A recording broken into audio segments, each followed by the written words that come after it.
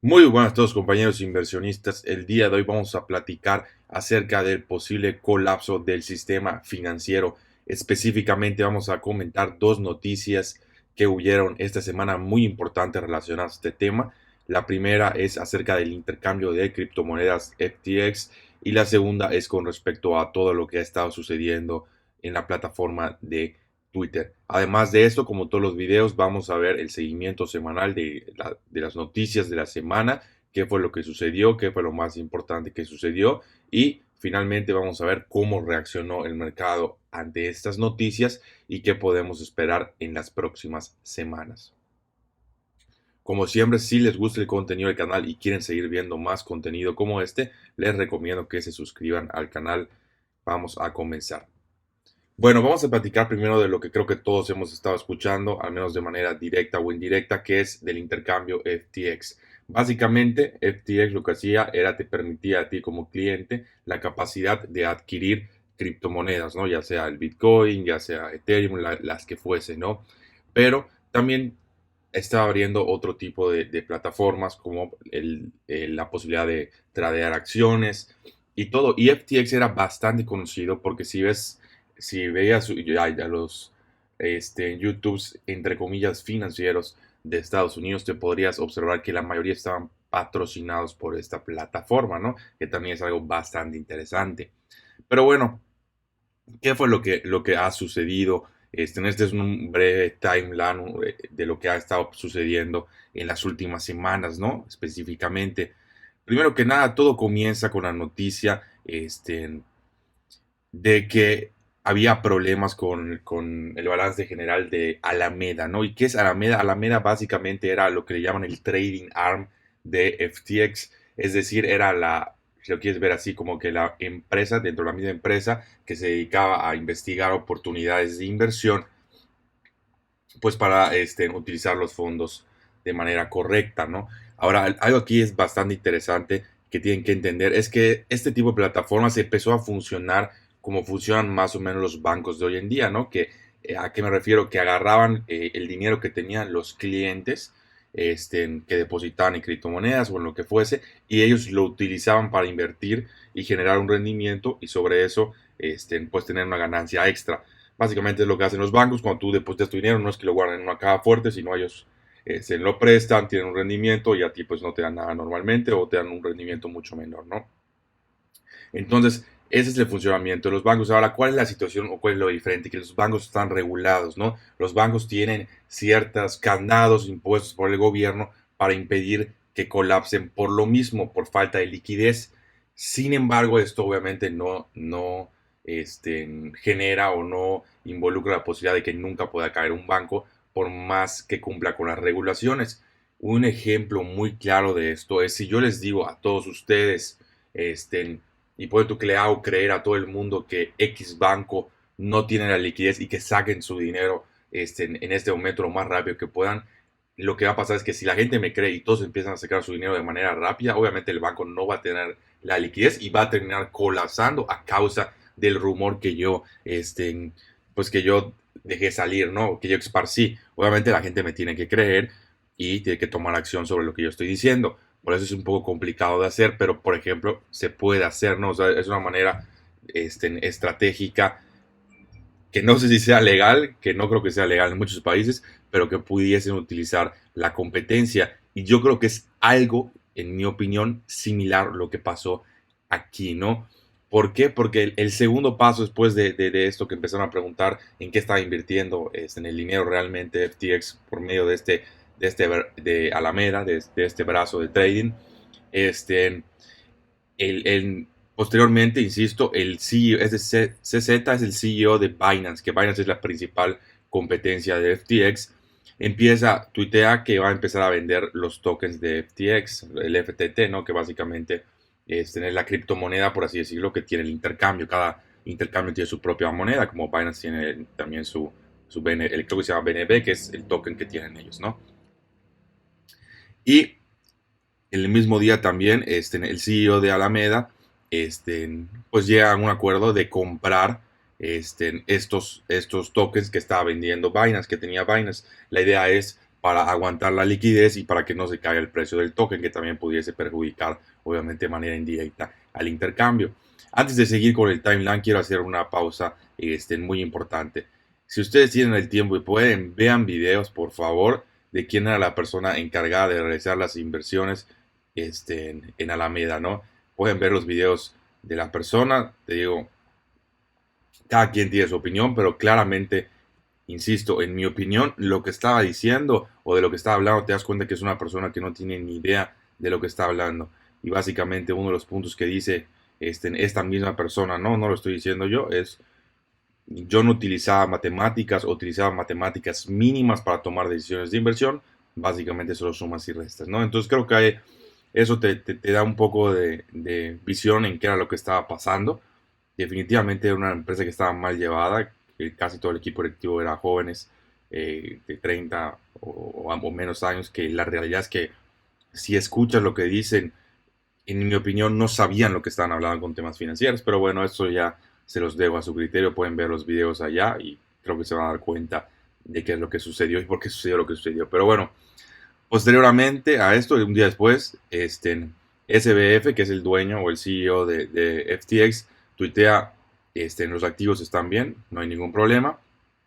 Un día después de eso, este, pasa lo que nos llamó la atención, que es Binance ahora llega a un acuerdo para comprar, un acuerdo obviamente no escrito, un acuerdo verbal para adquirir a la plataforma de FTX. Por eso yo les digo que en mi opinión fue una estrategia planeada por esta plataforma, ¿no?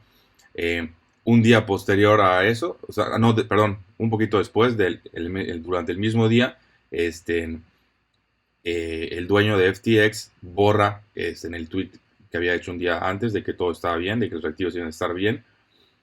Y ahora sí, al día siguiente, CoinDesk, que es otra plataforma, básicamente dice o reporta que Binance ya está en contra de la adquisición. Y creo que unas horas después, el mismo CEO de Binance dice: ¿sabes qué? Estuvimos viendo las cosas y no vamos a adquirir FTX, ¿no? Pero te digo que la jugada, todo estuvo muy raro, ¿no? A mí se me hace que estuvo más planificado de lo que la gente cree. Obviamente no estoy eximiendo responsabilidad a FTX porque definitivamente no hacían las cosas bien y no tenían la liquidez necesaria para cumplir con los requerimientos que deberían de existir en la ley, pero que no hay porque no hay regulación, ¿no? Bueno, el punto es que el 10 de noviembre, ahora sí, se congelan los activos y el 11 de noviembre finalmente se declara en bancarrota FTX, ¿no? Entonces se acabó el chiste, ya no hay más, la empresa está en bancarrota y básicamente en las últimas noticias supuestamente están diciendo que unos hackers hackearon la plataforma y se robaron todos los activos que quedaban de los clientes. Puede ser un caso, también puede ser que haya una jugada medio extraña y otras personas hayan adquirido ese dinero de los clientes, ¿no? O sea, no sé, estaría muy raro que casualmente ahorita los hackers roben el dinero, ¿no? Como que no me cuadra mucho algo así. Pero bueno, el tema es que cayó FTX, listo, uno de los principales, insisto, medios de intercambio de estas criptodivisas, por fin ha caído. Y aquí la pregunta es, ¿hay riesgo de contagio, no? ¿Y por qué digo esto? Porque esto pasa mucho con los bancos, ¿no? Cuando cae ¿qué fue lo que pasó en el 2008? Cuando cae un banco se puede crear un contagio en el sistema financiero global ya, al día de hoy, pues está todo globalizado, ¿no? Y entonces, ¿qué es lo que pasa? Por poner un ejemplo muy sencillo, cae FTX, entonces FTX se ve obligado a liquidar todo lo que tenga en criptomonedas. Esto obviamente crea una presión muy importante hacia la baja de los precios de las criptomonedas porque aumenta de manera significativa la oferta. Y esto a su vez puede generar que otro intercambio, porque las criptomonedas ya bajaron, se vea obligado a vender sus criptomonedas y así se va haciendo un círculo vicioso bastante importante, ¿no? Que es más o menos lo que pasaba con los bancos, que si cae un banco, como normalmente los activos de un banco son los pasivos de otro, pues entonces se va a hacer una cadenita como de dominós, donde se puede salir de control muy rápido la situación.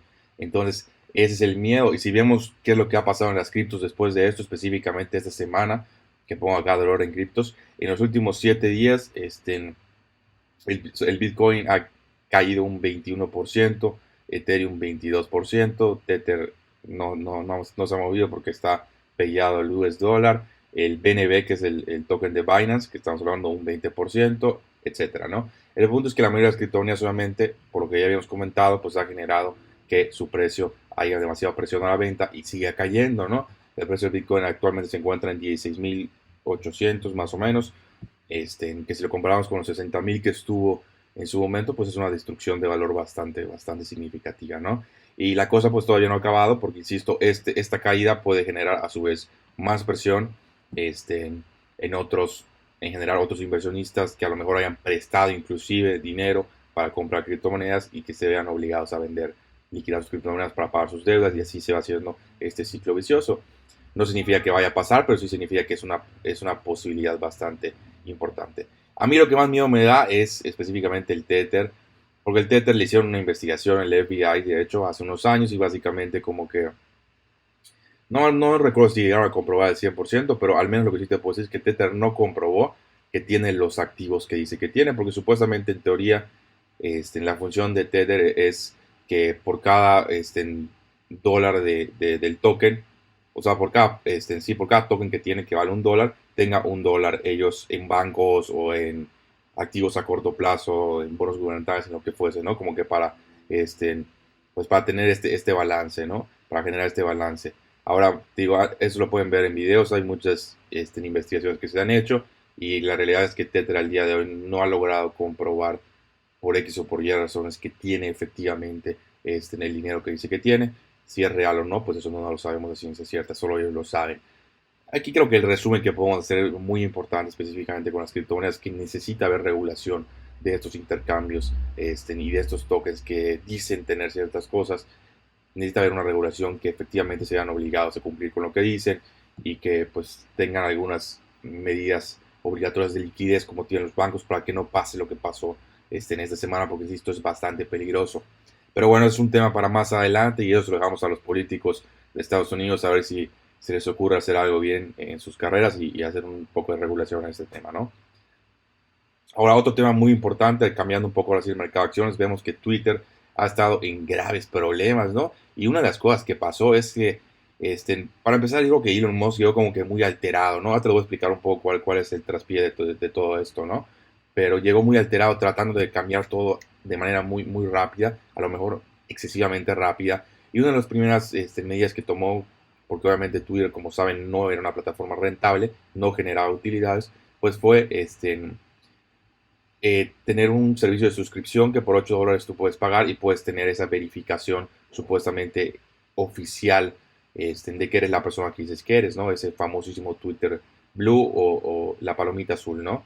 Que además de eso, pues tiene otros beneficios, supuestamente, ¿no? Eso no entraremos a detalle. Aquí lo importante es que había una cantidad de problemas, porque algo que era bastante lógico, que no sé por qué, la verdad, Elon Musk no entendió, porque yo antes, inclusive antes de que lo ejecutara, lo observé y vi que no solo yo, obviamente otras personas se dieron cuenta de que una de las grandes problemáticas de esto es que yo, por ejemplo, puedo crear una cuenta de, no sé, George Bush, pagar esos $8 y pues básicamente ya va a estar verificado, ¿no? Entonces la gente puede pensar o puede creer que yo soy George Bush, el presidente de Estados Unidos, el expresidente de Estados Unidos, ¿no? O sea, puedes personificar de manera ilegal, obviamente, a una persona, ¿no? Entonces esto tiene bastantes efectos negativos, ¿no? De hecho, una de las cosas que pasó, que no me acuerdo si está específicamente en eso, sí, pero por ejemplo, alguien creó una cuenta en Nintendo, pagó los $8, entonces parecía que era la cuenta oficial y tuiteó una foto de Mario sacándole el dedo a las personas, ¿no? Luego también, o sea, hubieron bastantes casos, hubo el caso del expresidente, insisto, Bush, que también tenía una cuenta verificada y pusieron, ay, extraño matar iraquíes o algo así, ¿no? O sea, algo completamente irreal, ¿no? Y pues obviamente eso tiene dos problemas. El problema principal es la desinformación aumenta porque la gente cree que a lo mejor esta persona es la real, porque pues eso es lo que le está diciendo Twitter.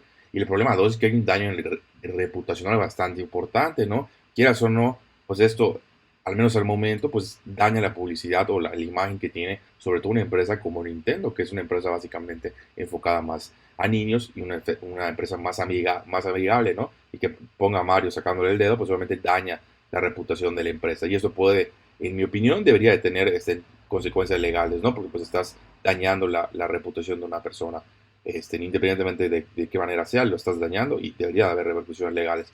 Y creo que Twitter está en graves problemas, ¿no? Además de eso, pues obviamente apenas llegó Musk, unos días después despidió a un montón de personas, luego como que se echaron para atrás, entonces llamaron a algunas personas de las que habían despedido para ver si regresaban, o sea, ha sido un caos operativo, ¿no?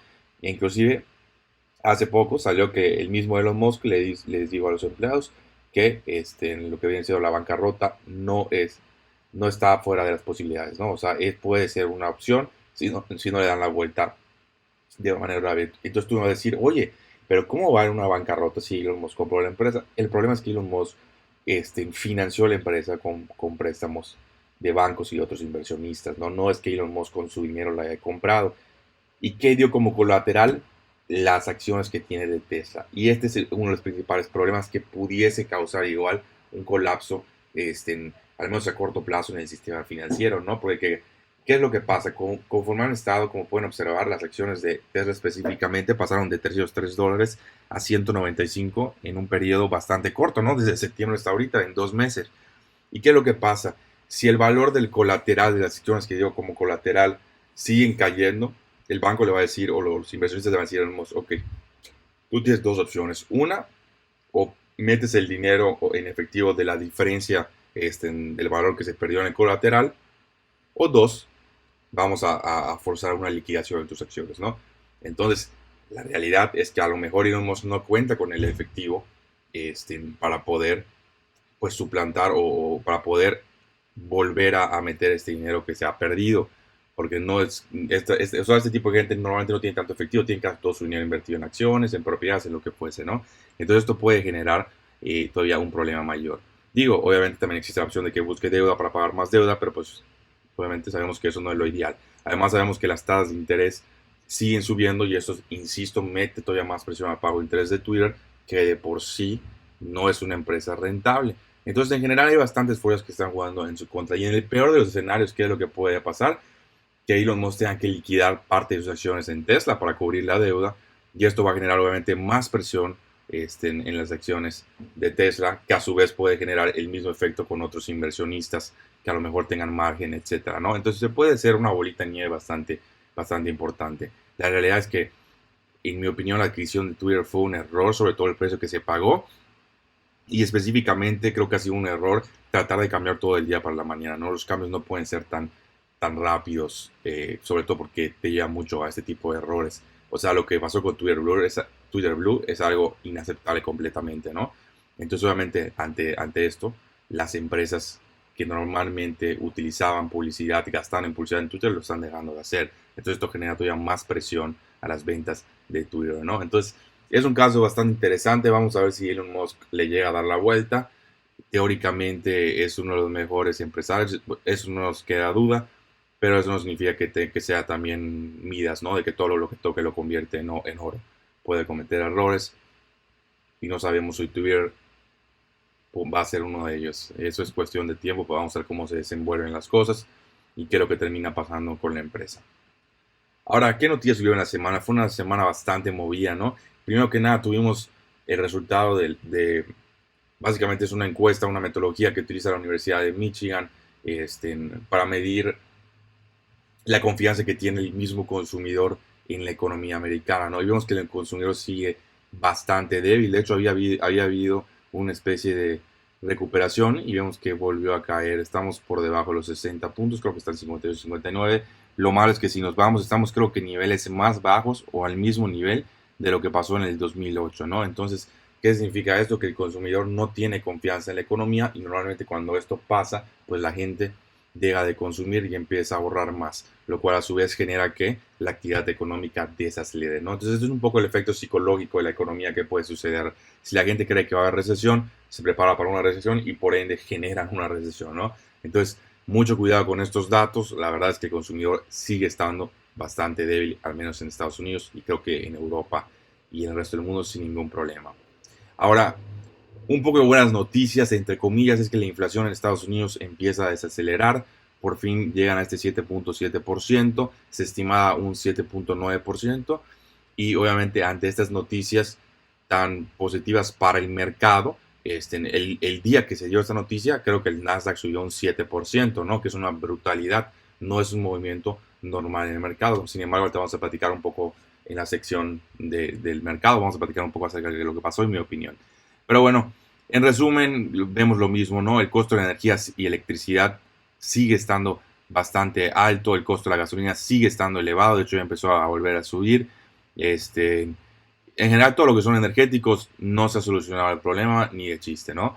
Donde vemos también algo que a lo mejor está empezando a ayudar es la comida, está empezando a bajar, pero insisto, todavía falta mucho para llegar a donde queremos estar.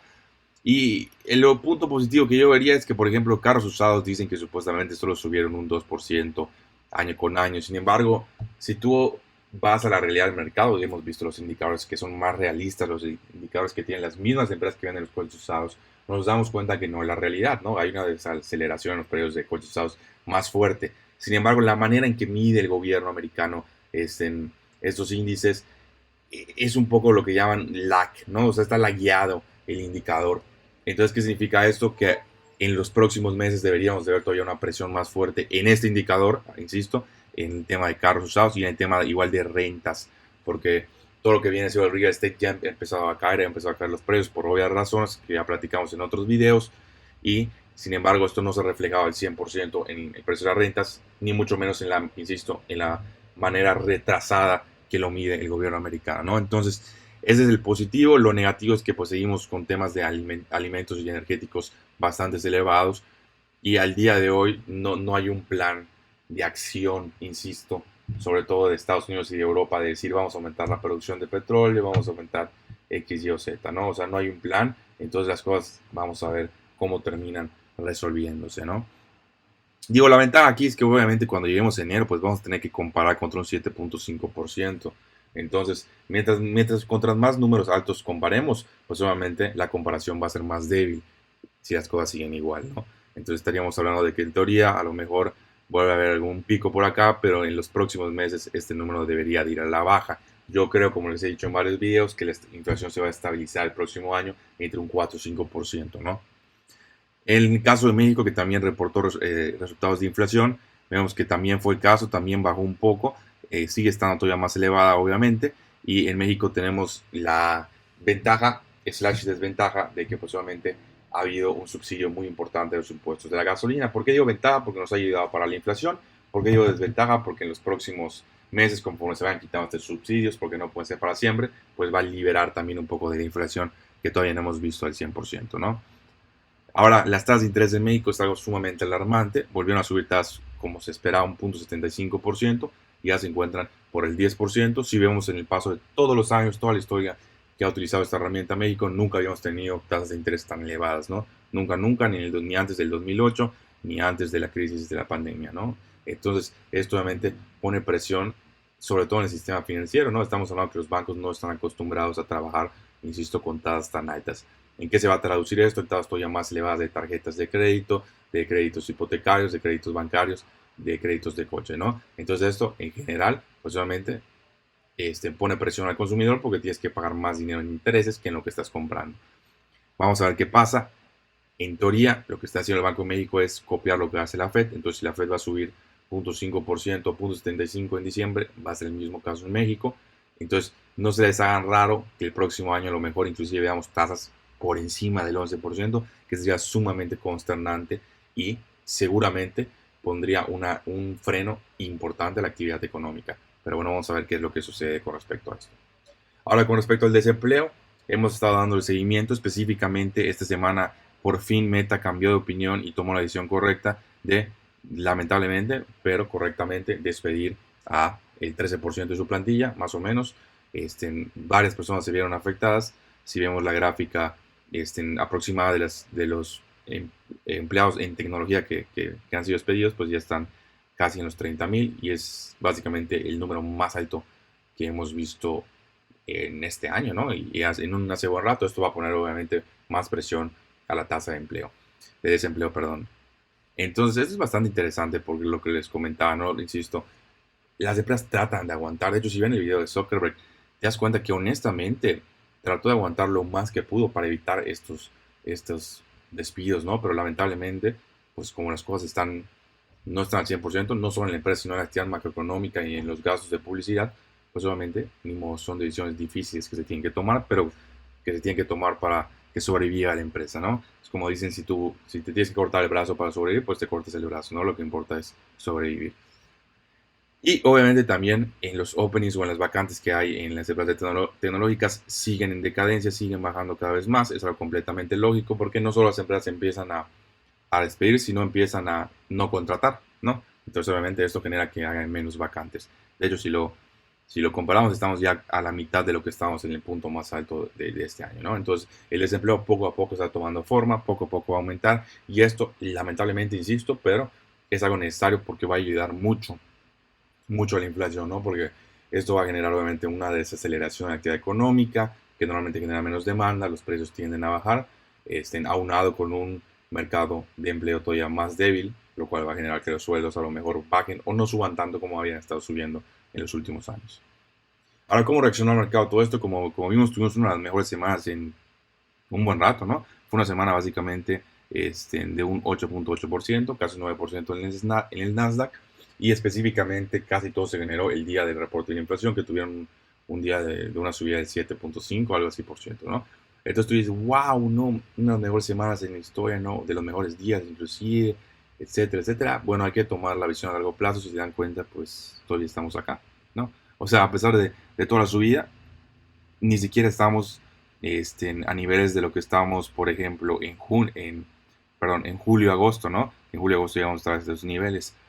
Todavía nos falta un buen camino para llegar allá, ¿no? Y todavía no me vas a hablar del camino que se necesitaría para recuperar los máximos históricos, ¿no? Entonces, aunque parece sí una buena noticia, la realidad es que seguimos estando en un mercado bastante bajista y no creo que la cosa cambie a corto plazo hasta que llegue una especie de catalizador o hasta que el mercado vea que la inflación de verdad va a ser controlada y no va a ser necesario generar una depresión económica básicamente, ¿no? Y una de las cosas más importantes, que es lo que les decía, que falta mucho para retornar, un ejemplo muy claro de esto es Meta. Por ejemplo, la empresa tuvo unas mejores semanas en su historia, subiendo, hasta acá el dato, básicamente un 25%, ¿no? Que es una brutalidad, sobre todo para una empresa de su tamaño. Pero insisto, si lo ves obviamente a largo plazo, dices, bueno, ni siquiera nos hemos recuperado de la caída que hubo hace 2 semanas. Entonces, así como que, wow, qué super movimiento del mercado, ya todo va a estar bien. No. Y esto lo digo porque tengo una crítica muy importante hacia varias personas pseudoanalísticas que he visto que dicen, no, es que esto demuestra que el mercado sigue siendo bastante especulativo porque solo necesitas una buena noticia para que suba tanto el mercado. Yo les digo esto, vean a largo plazo, ¿no? En un mercado de osos, en un mercado bajista, es totalmente normal que tengan subidas tan extremas porque, insisto, por cómo funciona este, por las matemáticas, ¿no? Recuerden que hemos visto la gráfica de que si caes un 20%, no necesitas un 20% para recuperarte, necesitas un 35-40% para recuperarte. A lo mejor exageré, pero entre un 30-35% para recuperarte. Y mientras más haya sido la caída, más necesitas para recuperarte. Por ejemplo, Meta podemos decir que ha caído aproximadamente un 70% de su punto más alto. Pero tú dices, bueno, no necesitas subir un 70% para regresar a su punto. Necesitas subir básicamente el triple, ¿no? 113 por 3. Estás hablando de 339 más o menos, que inclusive estaríamos por debajo del punto más alto, ¿no? Entonces necesita triplicar su valor solo para regresar a donde estábamos hace 2 años, hace un año, ¿no? No, ni siquiera 2 años, hace un año. Entonces, lo que dices es completamente normal que haya semanas que las empresas suban un 30 o un 40%, porque, insisto, todavía falta un montón para subir y para regresar a máximos históricos por las caídas tan violentas que han habido, ¿no? Entonces, no creo que el mercado sea así, de que todos siguen especulando y que no cambió la mentalidad y que por eso no hemos llegado a un bottom, que son los argumentos que utilizan estas personas, sino todo lo contrario, es algo completamente normal del proceso. Vamos a ver semanas muy altas, vamos a seguir viendo semanas bajas. En general, lo que les puedo asegurar es que la volatilidad va a seguir subiendo, ¿no? Es decir, insisto, tomen este ejemplo muy claro, ¿no? Solo para que Meta regrese a niveles de hace un año, tiene que triplicar su precio. Solo para regresar a ese nivel, ¿no? No hablemos de ningún rendimiento extra, ¿no? Entonces, tomen en cuenta eso, cómo funcionan las matemáticas, porque por ende van a haber subidas muy violentas, y eso nos diría que el mercado ha acabado, o que todos estén especulando, ni mucho menos, ¿no? Es simple y sencillamente cuestión de cómo funcionan las matemáticas del interés compuesto, tanto positivo como negativo, ¿no? Pero esto por el video de hoy. Si les gusta el video, como siempre, pueden apoyar con un like y suscribiéndose. Nos vemos en el próximo.